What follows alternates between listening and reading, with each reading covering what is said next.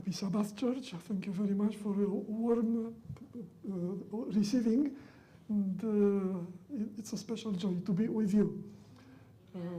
As you have heard, I have many connections, in spite of not being here any time, but I have many connections already with Laura and Charlie. So with Laura, we met 8 years ago in Tokyo, where I was helping AWR for a project there. And of course, Laura had lived there for many, many years.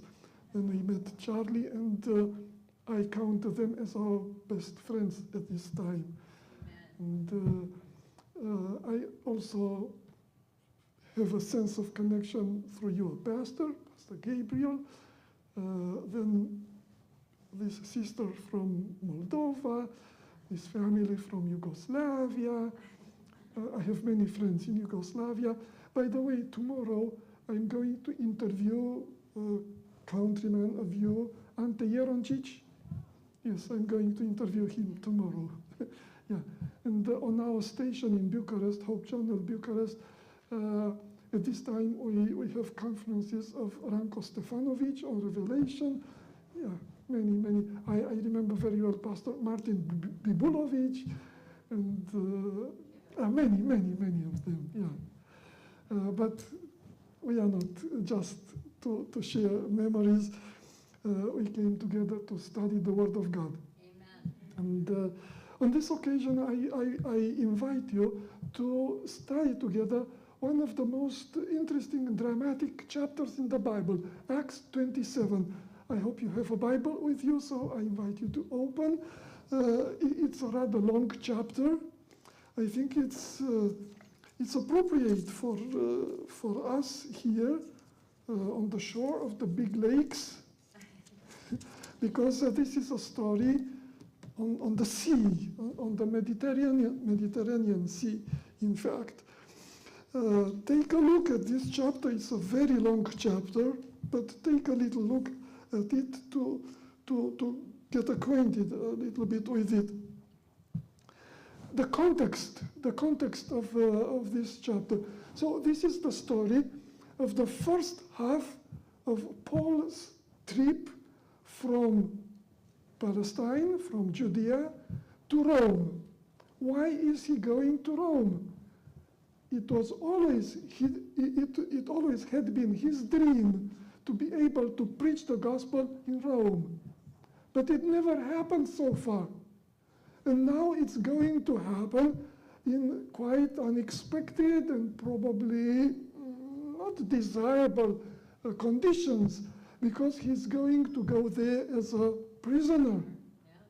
He has been through 3 trials in Palestine, 3, with Festus, with Felix, and finally with the King Agrippa II. Each one of them concluded there is nothing wrong about this man. However, none of them decided to let him free. So they had nothing to condemn him, but they still kept him in prison. Mm-hmm. And finally, losing his confidence that in Judea he could have a fair hearing for his case, he said, I'm a Roman citizen. I asked to be put on trial in Rome by an imperial court. So it was decided to take him to Rome.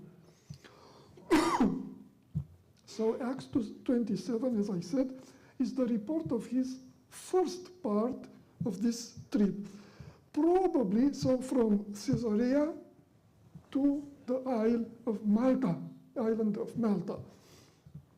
Probably it was the fall of 59 or 60, one of these 2 years.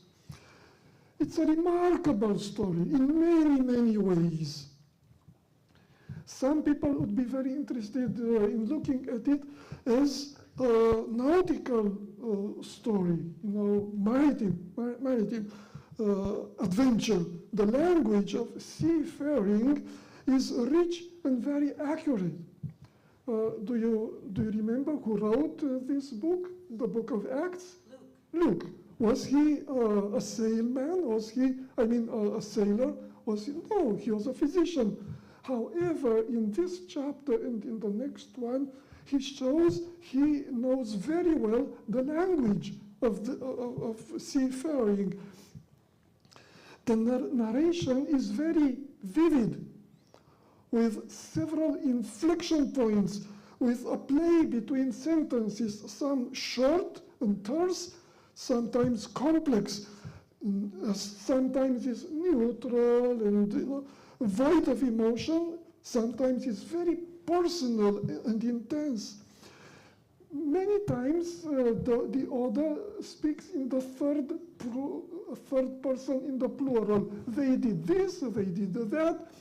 However, at times, he changes from the third person, they, to the first person, we. And these are very significant moments, with the implication, of course, that Luke, the author, was himself on board of the ship with Paul. It has some commonalities with other stories of the Bible. In the Bible, we have many storm stories. Do you remember some of them? What was the first storm story? Oh, that was a remarkable one, but probably not the first. The first was? I think it's up now, so you can use the... Oh, you have been able to put that on. Very interesting. The other way? Yeah, so we are here. Yeah, this one. So what was the first storm story in the Bible? Of course, the flood. There was no other storm like that. And there will be none until the end.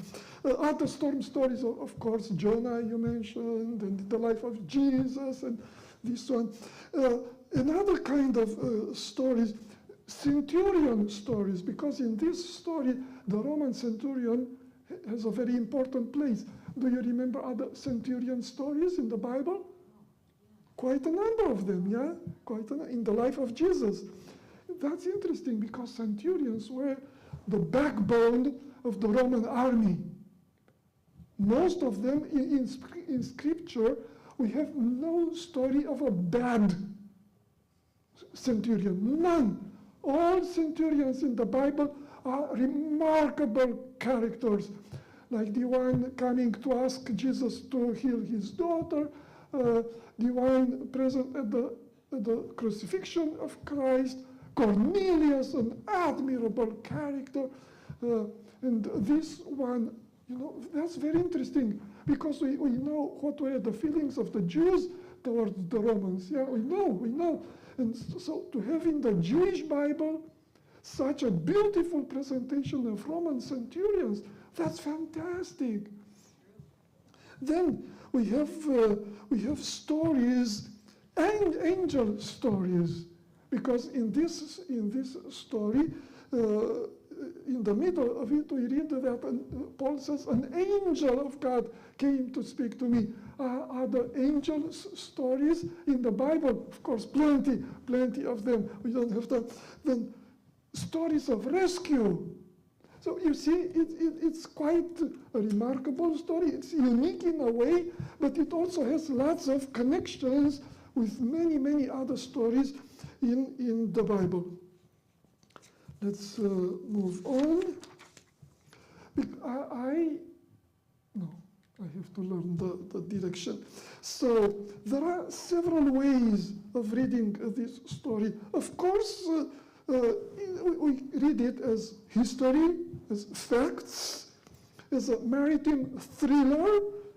This is the starting point, but we can also interpret it in several other ways, like a parable for the life of a son of God, of a child of God in this world. You will see. So we'll also read it as speaking about our lives in this world as children of God, as a lesson for the Christian church in this world, and finally, as a prophetic story depicting the times of the end and the way God is going to use his church and the way he's working in the last days of this planet and fulfill his mission. So the story, the history. Who are the characters? Who are the persons in this story? Of course, we have Paul. And then, by now, you should keep your eyes on the Bible. In verse 2, we meet another person known to us. Can you see verse 2? Who is there mentioned? Aristarchus from Thessalonica. He was with us. In this us is implied who? Us. When the order says us, who is implied in this us? Himself, Luke, and Paul. Yeah, it's interesting. So Paul, in spite of being a prisoner, was allowed to take with him two other friends, Aristarchus and Luke. How was that? It's difficult to understand. We don't take time to discuss more on that. We have two sailing crews, sailing through. Why two? Because this part of the trip had two parts. From Caesarea to Myra, to Myra, there the ship was changed. The passengers or the prisoners were taken from one ship to another. We come to that place in a moment. Then we have soldiers, Roman soldiers from Augustan regiment. Who was Augustus? Augustine comes from Augustus. Who was Augustus? The most prestigious Roman emperor, yeah? So you can imagine if this regiment was given the name of the most prestigious emperor of the Romans, you can think that was an elite body, yeah? You wouldn't give the most prestigious name to the worst company, military company. You should keep that for the best of the best. And of course, Julius, the centurion, as I said, the centurions were remarkable people, people of character, people of military character, prowess, and able leaders. In those times, vessels typically navigated along the shores, coastal navigation or cabotage. They avoided venturing in high seas. Their means of controlling the ships were quite limited. They didn't have in those times the ability to sail against the wind. Later, it was possible with a certain disposition of the sails, you know, to have the wind ahead of you and still move ahead. In those times, it was not possible. And their rudders were not actually rudders, were some long paddles, something like paddles, very long paddles. So in many ways, those ships were limited. So they tried, and of course, they didn't have GPS and any, satellite communication, anything like that. So it was safer to navigate along the shores rather than venturing in the high seas. As I said, the first leg of the trip takes them from Caesarea to Sidon, where they have been able to stop for a few days, just a few tens of miles, and then they continued to Myra in Lycia. But verse 4 shows us that this part of the trip, in spite of being quite short, took them longer than expected. Verse 4, when we had put to sea from there, we sailed under the shelter of Cyprus because the winds were contrary. As I said, when the winds were contrary, they had no way of moving on. They were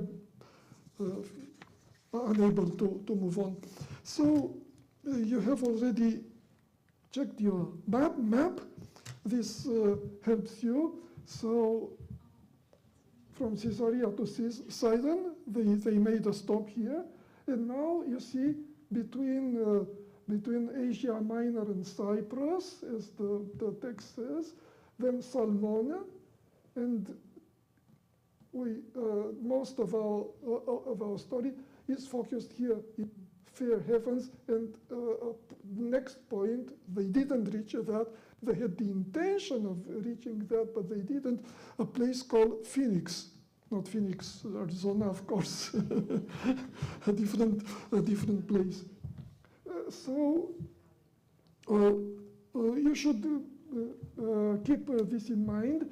So here was a critical point, and then the intention was to have a short trip for the winter, just 40 miles from here, Fair Heavens to Phoenix, but they couldn't stop there, and then the ship was pushed by winds for about 2 weeks or more, and they finally shipwrecked on the shores of Malta. Yeah, so we are going to have this part of the trip. So the first, as I mentioned that already, in Myra, they changed the ship. Verse 6, there the centurion found an Alexandrian ship sailing to Italy, and he put us on board. Probably that was a larger ship. It came from Alexandria in Egypt, and later we learn what was the cargo, what was the merchandise they were carrying. We learn, but we should mention it now. They carried Egyptian grain, wheat or whatever. Rome had a huge population, but they depended for much of their food on imports from Egypt, from other places. So this ship, yeah, would come from south, from Egypt, and would go to Rome to carry wheat for the big city there. So when they left, verse 7, and when we had sailed slowly many days and arrived with difficulty of Cnidus, you see already signs that this trip is not going to go very well. They wanted, of course, nobody goes to sea to sail slowly. You know, you want to, when you go to the freeway, you want to move on slowly. Then difficulty. We arrived with difficulty of Cnidus, but the wind not permitting us to proceed, we sailed under the shelter of Crete of Salmon. Passing it with difficulty again, we came to a place called Fair Heavens near the city of Lycia. So they go along the coast, again behind the schedule, and by now the schedule was critically important because we'll learn soon that winter was coming. Probably it was the second half of October, and the weather was going to become soon very, very bad. In fact, this year, the bad weather came earlier, even earlier than expected. And here, we have the first of 4 interventions of Paul. 4 interventions of Paul. But who's Paul on the ship? What? A prisoner. A prisoner. Would you expect a prisoner to speak out? Was anyone interested in asking him, hey, Paul, you know, you're a good preacher. Tell us how to sail. Of course not. Of course not. We'll see, however, that he has both good reasons and he has good expertise to speak out. So so for a while, let's see, for a while, no, oh, sorry for going back and forth. For a while, Paul was silent, and this is to understand. He's a stranger, a newcomer, he's non-professional, he's not a sailor, he's a prisoner with a stigma of being already condemned by Jewish court. You know how it is. In the end, someone may be declared unguilty, but once you have been put to trial, you know, a big question mark on your head remains forever, you know. Many people learn that you have been accused. Fewer people know that you have been acquitted, you know. The stain remains on you forever. However, he speaks out here. So let's read. Would someone like to read? Let's participate. Would someone like to read verses 9 and 10? In this way, I make fewer mistakes if you read. Would someone like to read verses 9 and 10? Now when much time had been spent, and sailing was now dangerous, because the fast was already over, Paul advised them, saying, Men, I perceive that this voyage will end with disaster and much loss, not only of the cargo and ship, but also our lives. Thank you very much. Thank you. So Paul is speaking out. He says we should remain here for the long months of winter. What are his reasons for saying that? As I said, he's not a sailor, he's not a professional, he's not a meteorologist, he's a preacher. What is his basis to say that? There are two options, and we are not told here. There are two sources of knowledge. One, as any one of us, based on our education, experience, or intuition. The other one is from above, a revelation. We are not told here. Paul speaks, but he doesn't say, this is based on my experience or knowledge or intuition or whatever. Or he doesn't say either, I got this revelation from God. He's silent on the source. He speaks, but he doesn't say anything about his source. Let's say he didn't receive a revelation. Let's say he spoke on his own. Was he entitled to do that? What do you think? I emphasized several times, he was not this, he was not that. Did he has any reason to make this judgment or to make this provision? It will be bad if we go now. Well, he traveled a lot. More than most people would travel in those times, yeah? He had already several missionary trips around the Mediterranean, from Asia Minor, you know, from island to island, from city port to city port. They have calculated that only the trips recorded as missionary trips of Paul, maybe he had some others, but these are the recorded, they come together to about 3,600 miles. Quite a lot in those times. For us today, it's not much. But on the sea, yeah, that's a lot. Not only that, but he had all kinds of experiences.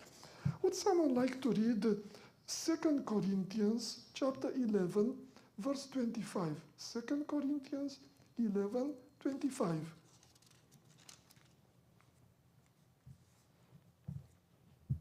Second part, if possible, of the verse. 2 Corinthians 11, 25, second part, where it says 3 times.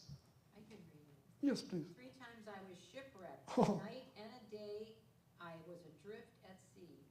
Actually, thank you very much. And the first verse from 26. Oh, on frequent journeys in danger from rivers. Uh-huh. Yeah, so thank you. So he traveled a lot, and he had all kinds of experiences. Not only, like on a cruise, a pleasure trip, 3 shipwrecks? Wow. And still alive? Not only that, but it seems that for one night, he has been probably on a piece of a broken ship, floating, hoping that someone will come and rescue him, and so he had a lot of experience. It's also, we can also understand that when he was on a ship, he was not bored and fretting, oh, so much waste of time here, what I'm going here. Move faster, do something. No, he was there involved. He was observing. He was asking questions. He was discussing with the sailors. Yeah, he was, very, very much involved in everything with a big sense of curiosity and a desire to learn things which he didn't know. Yeah? And in a way, that's the scientific method, yeah? The desire to ask questions, to see what are the laws in the past, examining the past, how many times this has happened in a certain way, and when you discover the laws, you can predict the future. It's not 100%, it's not 100%, but based on the past, when you understand the past, you are able to make predictions. Yeah, so this is a scientific mind, a scientific approach.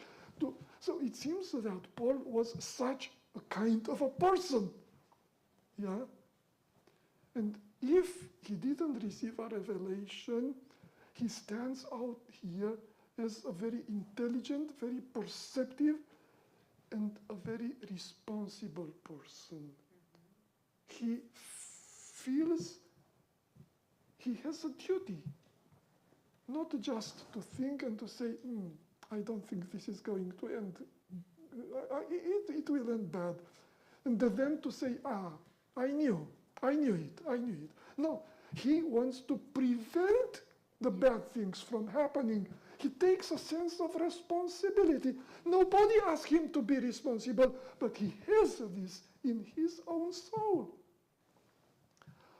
Or the other option, he received the revelation. If this was so, we are not told. But if he received the revelation, he didn't say so. Why? Was he right? If, we don't know, but if he did receive a revelation and he didn't mention the source, was he right? Or was he hiding? Was he too timid, too ashamed? What do you think? Was he right? If he did receive a revelation, was he right not to disclose the source? What do you think? There could be some good reasons for not disclosing the source. Well, I think you have an intuition. He was a newcomer. People didn't know him. When he was in churches, everyone knew that he was a prophet. He received revelations from God. They worshiped the same God on a ship in those days as in our days. Crews are made of all, it's like our church here, yeah, all nations, all cultures, all colors, all everything, yeah. Each one with their religion, each one with their gods. So it would have been inappropriate for him to tell, the God of heaven told me so, and they were not prepared for that. He was not ashamed. He said already, I am not ashamed. But they were not prepared what to do if he would say that. Not yet. The time comes, you'll see, when he did that. But, they didn't pay attention to his advice. they said, no, this is not a good place. We know that winter is coming, but this is not a good place to sail. In a way, that was true. In a way, also, the place where they wanted to go, to Phoenix, was better protected. And of course, it was also a city with different attractions. So the sailors would be more attracted to spend the long month of the winter in a big city and not in a village out back. The owner of the ship wanted to move on, and the sailors so it was decided, let's go. They didn't want it to go far, only 40 miles. On the sea, 40 miles is almost like nothing, yeah? However, those 40 miles proved to be horrible, horrible. Let's move on. So here we have the second intervention of Paul. The first one, they didn't care. They did what they wanted to do. What happened? Let's begin reading from verse 13. So when the south wind blew softly, oh, do you like a soft wind here on the shores of the lakes? Yeah, of course you do. Supposing that they had obtained their purpose, full of hope, already dreaming about the beautiful port of Phoenix, yeah, good life waiting for them there. They sailed close to by Crete, but not long after, a tempestuous headwind arose called Euroclydon. So when the ship was caught and could not head into the wind, as I explained, the ships in those times were not equipped to fly against the wind, only with the wind behind or some degree of from behind. Yeah. We let her drive. When you allow the ship to drive, you have no control. You can't move. You could be pushed in any direction. It's not the best idea of sailing to leave the ship to go anywhere. But this is what they could. And running under the shelter of the island called Clauda, we secured the skiff with difficulty. The skiff was probably a smaller boat used for probably, let's say, when they would when the ship was not able to go too far to the shore, for small trips from the ship to the shore, or maybe it was also a lifeboat. Yes, thank you. Do you read my mind? Thank you. With difficulty, it's the third time already the word difficulty appears. We just begin the story, it's the third time the word difficulty. So when they taken it on board, they used cable to undergird the ship. Cables to undergird the ship. Ships, of course, were made of wood, planks of wood, which is good in a way, but it's also quite breakable, yeah? So they tried to strengthen. The word undergird means something like like that. That means somehow that those cables had to be taken under the ship, and the other way, quite risking things, yeah, because they were in danger. And fearing lest they should run aground of the Syrtis, they were fearing that they were already approaching the shores of northern Africa. And that they were there some shoals famous for many shipwrecks. They didn't know exactly where they are. They had no way of knowing. But they knew that they're a dangerous place, and they were very fearful of that. So they struck sails, and so we were driven. And because of we were exceedingly tempest-tossed The next day, they lighten the ship. So these are already quite extreme measures, yeah, to lighten the ship. Typically on a ship, you don't take unnecessary things, yeah? You don't take, like you are moving from one place to another, and it's so difficult to sort out things, and then you say, I'll take everything with me, and then I'll sort them while there.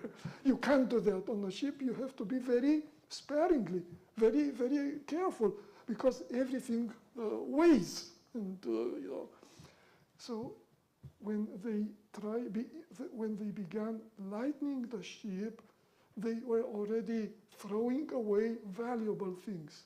And we'll see what were some of those valuable things they had to throw away. Verse 19, this is an inflection point, because up to this point, he says they, and so, yeah. Now, verse 19, on the third day, we threw the ship's tackle overboard with our own hands. Do you feel something here? Yes, you said it already. Yeah. Desperation, Yeah. desperation. These words, move me so much. With our own hands. With our own hands is like pulling them out of your heart, like a housewife. For some reasons, in need to throw away her beloved sewing machine or the tools she has used all her life in the kitchen. Or men also tend to develop strong connections with the tools they use, yeah? I have memories of my childhood.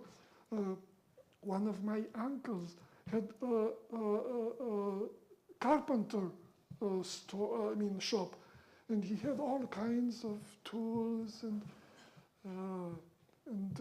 I was very drawn, I was very attracted to use them, but he always told me, be very careful, these are important tools, be very attentive not to destroy them, hitting with a nail or something. Have you seen tools have been used for years or decades? They get a feel. Yeah, they are not like when you buy them new from the store. They get polished. They tend to take the shape of your palm, of your fingers. To throw them away is like killing yourself. They are valuable. I mean, they have sentimental value. To throw them with our own hands. It's one thing when someone takes them from you by force, and different for you to be under the pressure to throw them with our own hands. Desperation.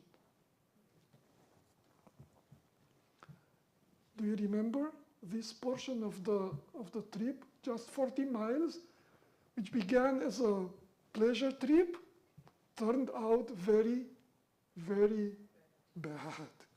And this is not yet the end. It's just the beginning. Verse 20, now when neither sun nor stars appeared for many days. I think here in this area you know how it is.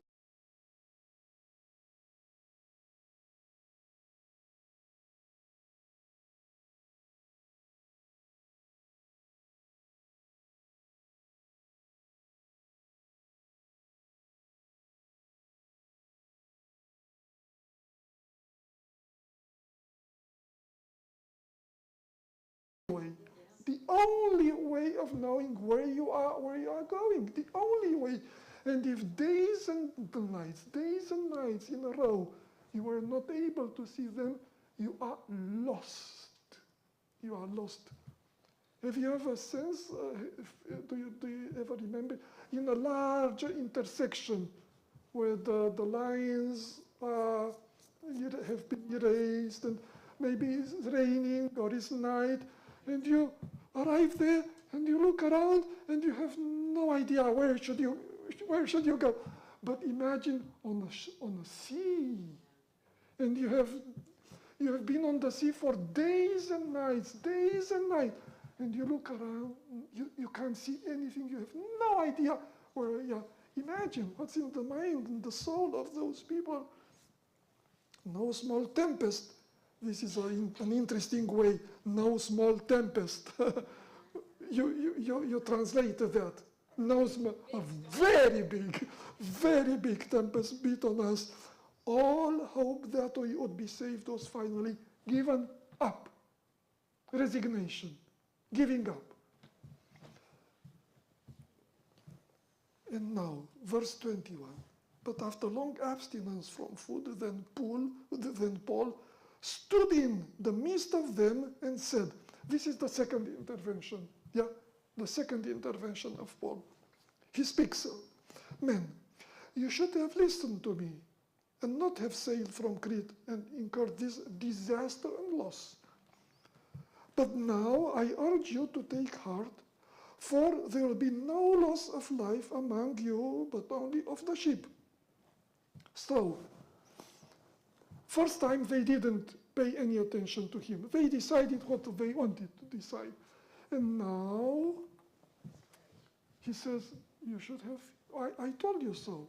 What do you think about that? It's not very nice of him. Not very nice of him. I told you so. Do you know people who have this habit? Maybe they didn't tell you. Or there are some people who are very, very clever. They say it in all kinds of ways. They say to the right, to the left, they say do it, don't do it, they say now, later. So after that, no matter what happens, they are able to say, I told you so. We don't feel very good about people like that. Was Paul nasty when he told them, I told you so? What do you think? What is his motivation? To get even? To punish them? No. Because he doesn't say, I told you so. He doesn't speak only on the past. He has something for now. Because he says, in the past, you didn't obey me, but now you have a new chance. In the past you didn't, you did wrong, but now you can fix it. You can fix it now.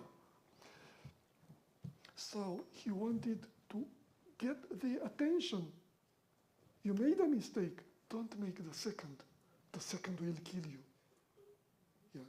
He is not on an ego trip. I want to be vindicated. No. He speaks that for their benefit. Don't repeat the mistake. Take heed. Listen. Obey. It's important to you to do that.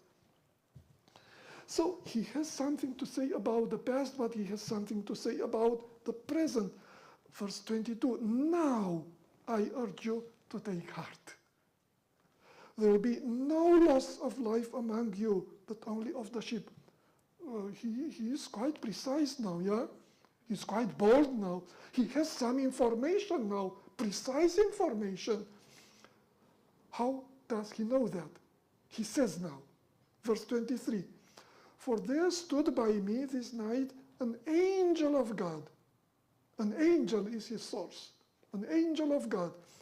Who is this God? How is he speaking about this God? The God to whom I belong and whom I serve. I belong and I serve. That's very, very nice. Very, full of meaning. I belong. Many people want to belong to God. Many people want to have a privileged connection with God. This is important. It's not all.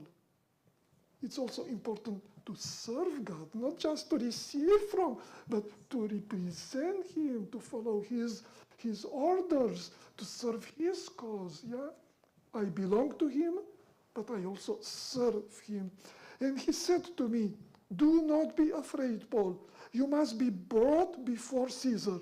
So God has a mission for him. God has a mission for him.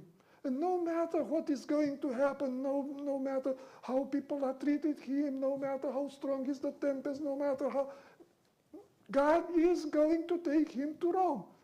He received that vision many years before he was still in Palestine. And God told him, you have to bear witness for me in Rome. And here's going to happen. You will be there. And the last part of 24 is very impressive. Indeed, God has granted you all those who sail with you. That's incredible. Imagine the situation. Humanly speaking, who has been granted to him? Paul, as a prisoner, has been put in the hands of those people. Yeah, in the hands of the soldiers and in the hands of the sailor. Humanly speaking. But God says, no. This is totally upside down. They are in your hands. I put them under your care. So apparently he's the captive, but in fact he's the captain. He's not the captive, he's the captain of the ship from the perspective of God.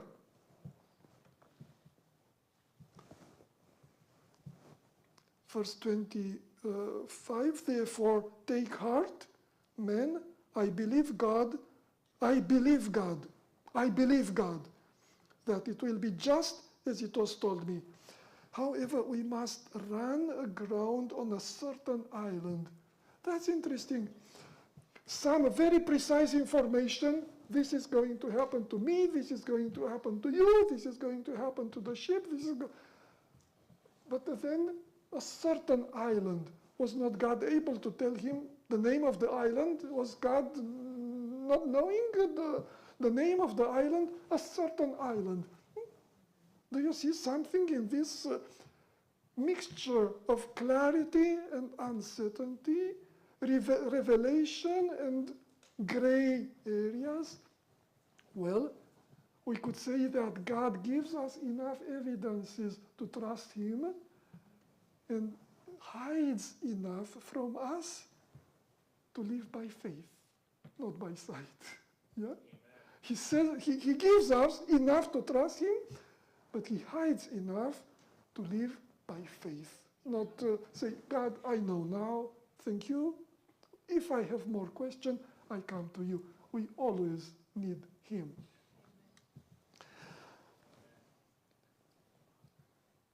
Therefore, take heart. So, this time he was very open with the source of his information, and he had good reasons to do that, because in those weeks they have been able to observe him, to know him, to hear his prayers, to see his character, to give witness, to be a witness to God. And now he's right telling them, this God is speaking to you. Yeah. I think these are very, very important lessons for us as well. The third intervention, we have to speed up. I came with too many details. So,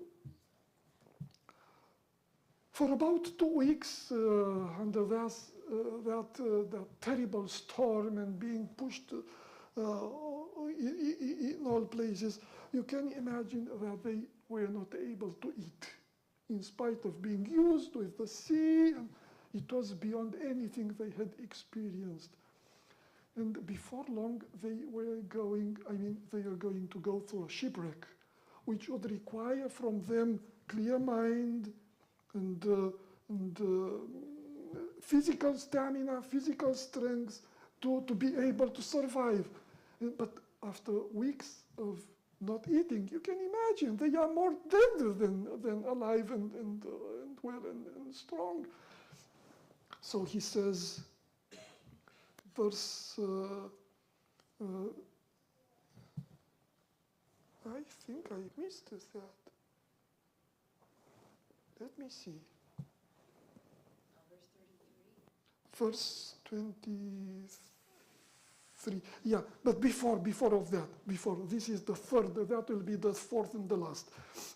So here, what happened? Verse 30. The sailors made a plot. Yeah? They probably came to the end, at the end of their powers, and they said, this is too much for us. We can't take care of everyone here. These men are a burden to us. Let's try and escape. We don't care about the ship, we don't care about the soldiers, the prisoners.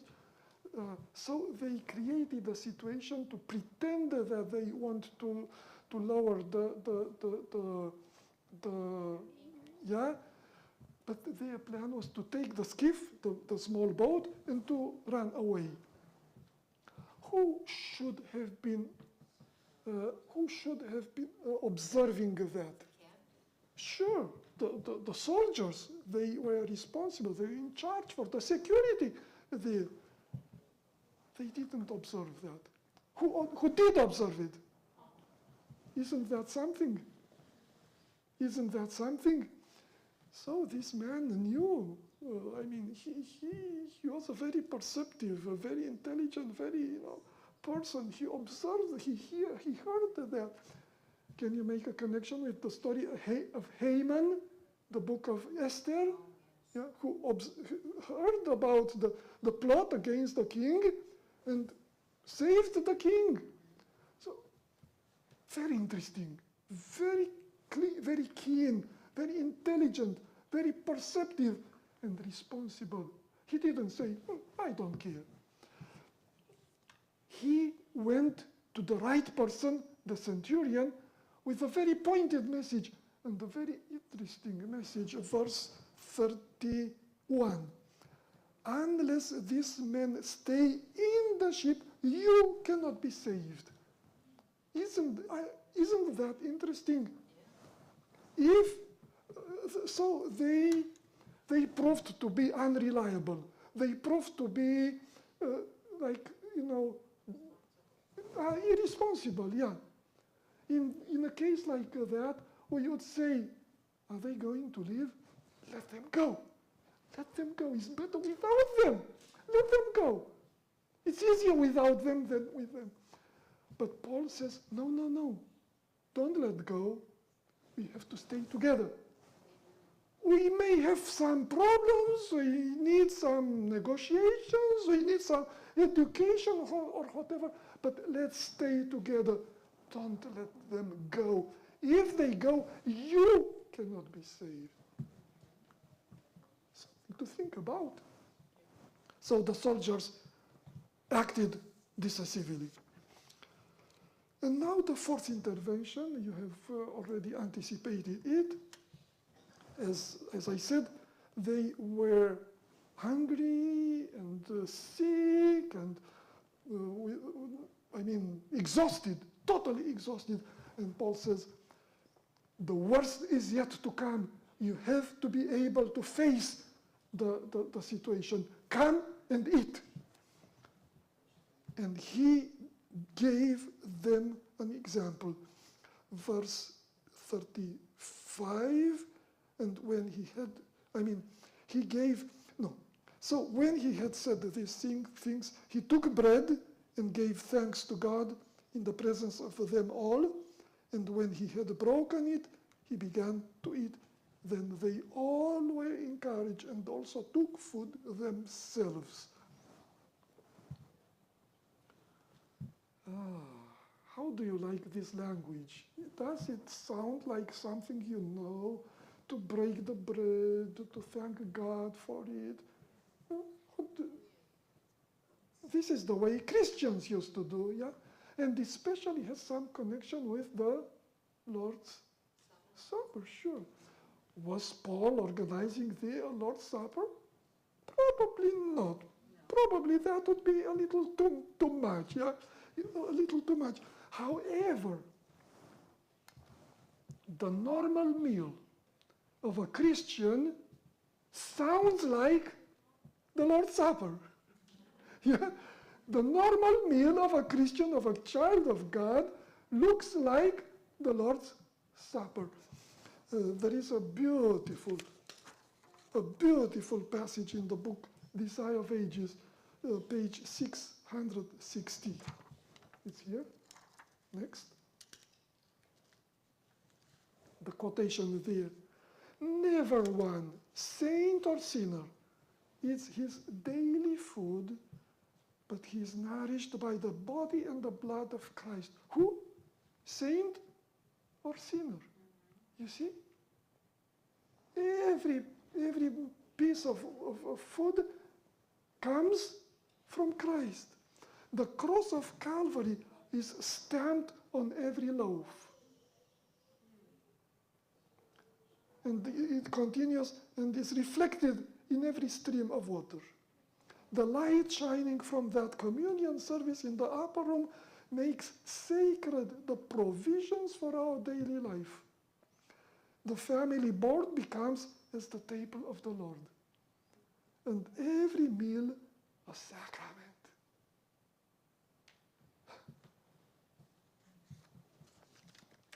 And now you have the shipwreck from verse 39.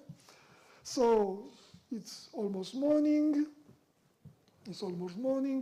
The prow of the ship gets stuck in the sand, and the waves continue to pound the ship, which now cannot move with the waves. So the ship began breaking down. And the centurion says, those who are able to swim, let's swim. The shore was quite close. Those who can't swim, take pieces of wood from the broken ship and try to reach it there. And now it was the last danger, and Paul was not even aware of that. The soldiers were speaking to kill the prisoners. Do you know why? Why would the soldiers kill the prisoners in this situation? To prevent Escaping. You know, as a prisoner, that would be a golden opportunity. In the chaos, everyone is trying to take care of himself. It was a good opportunity for them to try, at least to try. I mean, nothing to lose. Nothing. If they catch you, they will kill you. But you may anyway be killed by the storm. So nothing to lose. Let's try. So Paul was in danger after all of this to be killed by the soldiers. But the centurion said, no. Why? He wanted to save Paul. Why? Why? Because he saw Paul, because he knew Paul by now, because he appreciated Paul, because he observed that Paul, in fact, was the rescuer. They were owing to him their lives. Yeah, he knew that. And I think also the life of Paul, I mean, those few weeks on the ship were like a lesson of good ethical behavior. These prisoners were under accusation, but they are not yet condemned. So as such, it was not correct to kill them. Let them be. And what happened? In the end, all reached home, I mean the island. And so the first verse of the next chapter, now when they had escaped, they then found out on the island was called Malta.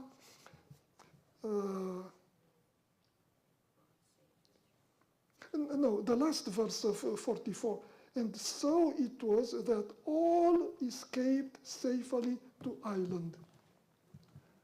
Did anyone try to escape? No. So even the prisoners were transformed. Yeah, it was natural for a prisoner to try to escape, isn't that? It's only natural. They didn't try. So they went to the shore, they escaped on the shore, and they went to the soldiers, put the shackles back on us. Can you imagine that? So this was the transforming power of a man on this ship. Do you remember how many persons were in the ship? 276. Like a quite large plane in our times, yeah? And Paul was alone with his two friends, 3 out of 276. And in the few weeks from not knowing anything, all of this society has been transformed, radically transformed. This is, I think, the most important part of this story. We have many, many stories of rescue in the Bible, but this is a story of moral and spiritual transformation. Let's now recap. First for the individual Christian. When Paul is in the churches, everyone goes to Paul. Everyone wants to hear, to listen to Paul. Paul is in the center of attention. But when Paul organizes the church. So the church is the society organized around the apostles and by the apostles. But when he goes on ship, he goes in a totally different society or community with its own rules and chain of command and rules. It's like us. It's like us, yeah? When, let's say, when we marry from our family, we go into a different family with their rules, culture, important persons or persons who give orders, persons who listen. You enter in a new system, and you have to find a way to find your place there. When we go to school, from family to school, or from school to a workplace, you don't go there and say, you do this, you do that, you have to be careful to learn the rules of the place, to know to whom to report, to whom to, you have to be very careful and to find your way to blend in, but not just to blend in, not just to fit, to have an influence. To have an influence, not just to, to survive there. As Christians, we live in a world which is beyond, started ahead of us. We didn't start. Yeah. When we go into the town or into the nation, there is a world existing with rules and traditions and cultures and goals. And we have to find our way to blend in, but also to influence for God. Is it possible? Many times we feel like we are powerless. What can we do? We are such a small church, I'm not a person of influence, I'm not a... This story of Paul is here to tell us it is possible. It is possible. God asked us to do that. God told Paul, I gave you these people. And God is telling us, I give you the family. I give you your schoolmates. I give you your work colleagues. I give you this town. I give you this, whatever, nation. We may feel weak and unimportant, and probably rightly so. But when God says, I give you, we have to take it.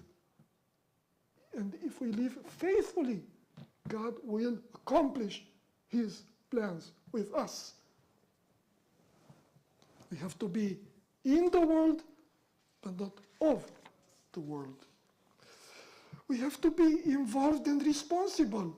As I said, nobody asked Paul about his ideas for the voyage, but he felt responsible. He's used his experience and judgment, and we have to be the same. Leading by examples.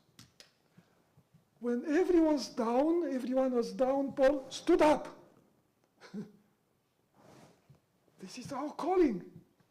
It's so easy in our times to be just an echo to the worries and fears and grievances of everyone around us. They tell us something and, oh, let me tell you this is much worse. They complain, we complain even harder, and we have good reasons to complain because we know better.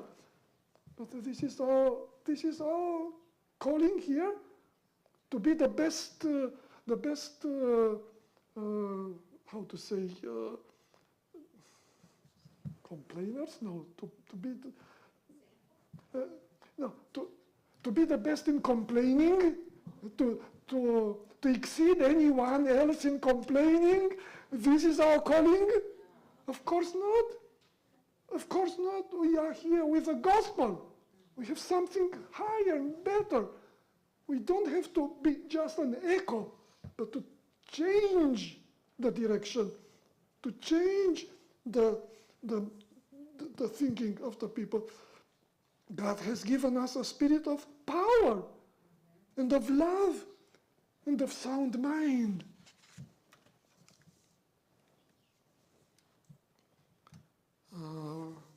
Then and now, yes, I mentioned that already.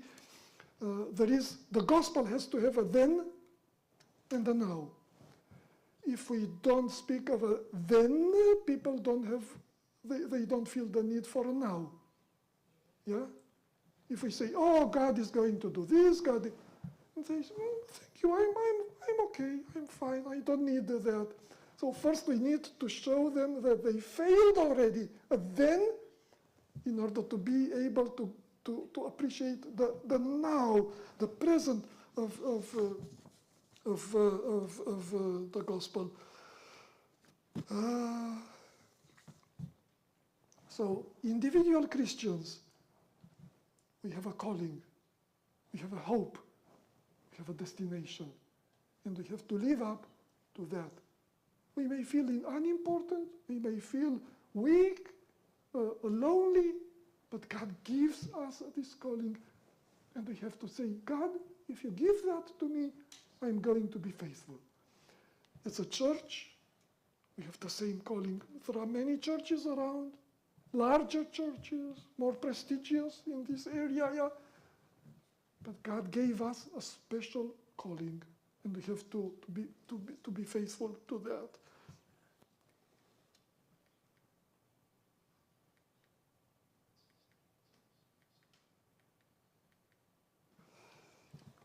A prophecy, the last point, a prophecy of our times. On a boat, people know their trade. They know what to do. Everyone has a place, and for every job, there is a person, yeah? You don't take on a ship, you don't take useless people. There is a job for everyone, and for every job, there is the right person. There is a clear sense of command, and many bad things may be said about sailor, but they have to obey. They have to, there is no room there for independence.